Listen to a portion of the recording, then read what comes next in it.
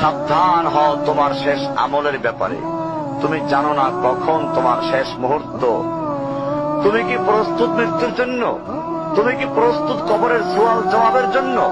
তুমি কি প্রস্তুত ভয়াবহ কিয়ামতের জন্য, হাসরের ময়দানের জন্য, হিসাব নিকাশের জন্য, আল্লাহকে জবাব দেওয়ার জন্য, মিজানের জন্য?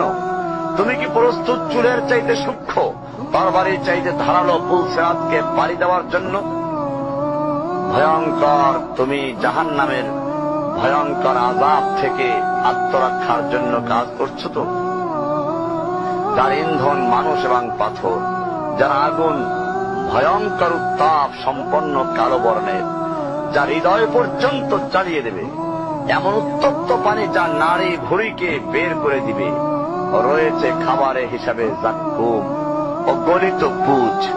জাহান্নাম অসম্ভব গভীর, ভয়াল জায়গা, কঠোর হৃদয় ফেরেশতারা নিযুক্ত, যেখানে শাস্তির মাত্রা বৃদ্ধির জন্য শরীরকে অনেক বড় করে দেওয়া হবে।